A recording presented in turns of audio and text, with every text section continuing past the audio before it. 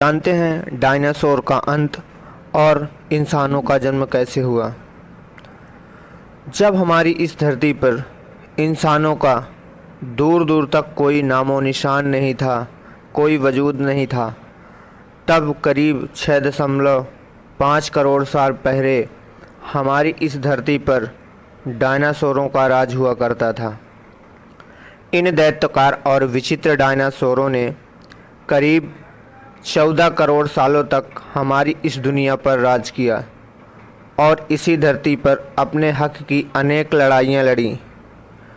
उस समय इन डायनासोर की कई अलग अलग प्रजातियाँ थी, जिनमें से कुछ डायनासोर शाकाहारी, कुछ मांसाहारी, कुछ शांत स्वभाव के और कुछ बहुत ही दैत्यकार थे। जब डायनासोर की सभी प्रजातियाँ बड़े ही आराम से धरती पर अपना जीवन यापन कर रहे थे, तब अचानक उस समय ऐसी कौन सी घटना घटी जिसके कारण डायनासोर के साथ धरती पर रहने वाले सभी छोटे छोटे जीव जंतु विलुप्त हो गए। उनका नामो निशान मिट गया, पेड़ पौधों का भी नामो निशान मिट गया। इस घटना को बारीकी से जानने के लिए हमें करोड़ों साल पीछे जाना होगा, जब यह डायनासोर हमारी धरती पर मौजूद थे। तो आइए चलते हैं आज से लगभग 6.5 करोड़ साल पहले। 6.5 करोड़ साल पहले हमारी इस धरती का मौसम बहुत ही सामान्य था। चारों तरफ बड़े बड़े पेड़, सूरज की रोशनी बिखरी हुई थी और उस शांत वातावरण में हर तरफ डायनासोर के चिघाड़ने और चिल्लाने की आवाज़ें आ रही थी। इस शांत और मनमोहक वातावरण में डायनासोर और दूसरे जीव जंतु अपना जीवन बड़े ही आराम से बिता रहे थे। लेकिन इन डायनासोर को क्या पता था कि इनकी किस्मत आज से 10 करोड़ साल पहले लिखी जा चुकी थी। 10 करोड़ साल पहले एक छोटा सा एस्टेरॉयड का टुकड़ा सुदूर अंतरिक्ष से आ रहा था, जो लगभग पृथ्वी से 20 करोड़ मील दूर मंगल और बृहस्पति के बीच में बने क्षुद्र ग्रह बेल्ट में घूम रहे इजिप्टा नाम के 40 किलोमीटर वाले एक बड़े एस्टेरॉयड से जाके टकराता है।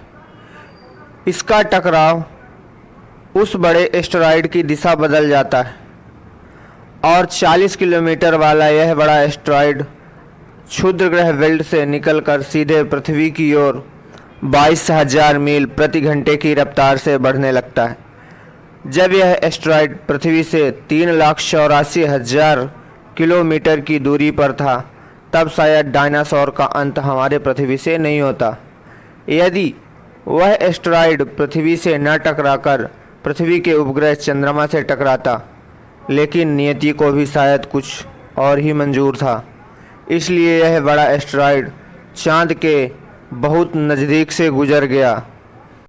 40 किलोमीटर के व्यास वाला यह 2 ट्रिलियन मीट्रिक टन का एस्टेरॉयड हर सेकंड के साथ धरती की ओर आगे बढ़ रहा था और जैसे जैसे यह एस्टेरॉयड पृथ्वी के वातावरण के संपर्क में आया, तो इसकी रफ्तार 70,000 किलोमीटर प्रति घंटे की हो गई और जब यह पृथ्वी के वायुमंडल में घुसा तो घर्षण के कारण एस्टेरॉयड आग के गोले में बदल गया।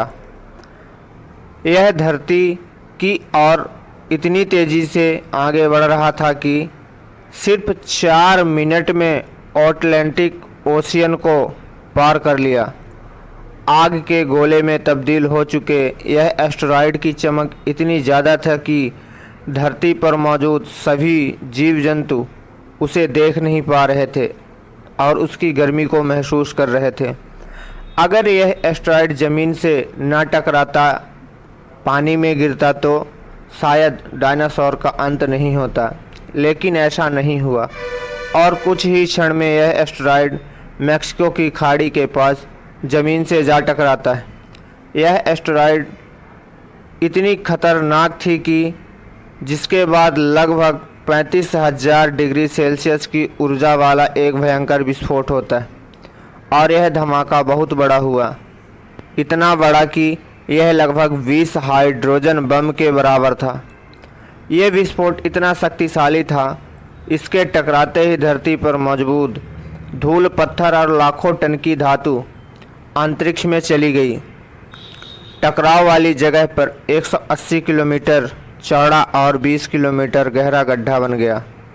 विस्फोट के कारण इस गड्ढे का सारा मेटल आसमान में चला गया। जमीनी टकराव की वजह से धरती के चारों ओर 11 की तीव्रता वाला एक भूकंप आने लगा, जिसकी वजह से समुद्र में विशालकाय लहरों का निर्माण हुआ और एक के बाद एक सुनामी की लहरें चारों तरफ बढ़ने लगी और भूकंपी तरंगों ने सुनामी के साथ साथ सभी सक्रिय ज्वालामुखियों को दहका दिया, जिसके कारण जगह जगह पर डायनासोर का विनाश शुरू हो गया और अब धरती के महाविनाश की प्रक्रिया भी शुरू हो चुकी थी। इस भयानक विस्फोट में गर्मी और रेडिएशन की मात्रा इतनी ज़्यादा बढ़ गई थी कि 800 किलोमीटर के दायरे में आने वाले सभी जीव जंतु और पेड़ पौधे पूरी तरह से जलकर राख के ढेर में बदल गए। इस महाविनाश को देखते हुए उड़ने वाले सभी डायनासोर ज़मीनी खतरों से तो बच निकले, लेकिन विस्फोट की वजह से जो लाखों टन का पत्थर व धूल अंतरिक्ष में गया था, वह ग्रेविटेशनल फोर्स की वजह से 30 मिनट के बाद आग के गोले के रूप में धरती पर गिरने लगे, जिससे उड़ने वाले डायनासोर भी जलकर राख हो गए। दूसरी तरफ धूल का एक बहुत बड़ा तूफान हजारों किलोमीटर की रफ्तार से आ रहा था। यह धूल के बादल कई किलोमीटर मोटे थे, जिसके कारण धरती पर सूरज की रोशनी नहीं पहुंच पा रही थी। यहाँ कड़ाके की ठंड पड़ने लगी। विस्फोट के लगभग 90 मिनट बाद पूरी धरती का तापमान 200 डिग्री सेल्सियस से भी ज़्यादा हो गया। इस वजह से पेड़ पौधों की लगभग सारी आबादी जलकर राख हो गई। जो डायनासोर विस्फोट के इलाके से बहुत दूर थे, वो भी इस प्रलय की भयानक गर्मी से नहीं बच पाए। इस महाप्रलय से धरती की लगभग 90% या प्रजाति खत्म हो गई और जो 10% जीव धरती पर बच गए थे, उनमें से सिर्फ वही जीव जिंदा रह सके जो आकार में बहुत छोटे थे और ज़मीन के अंदर बिल बनाकर रहा करते थे।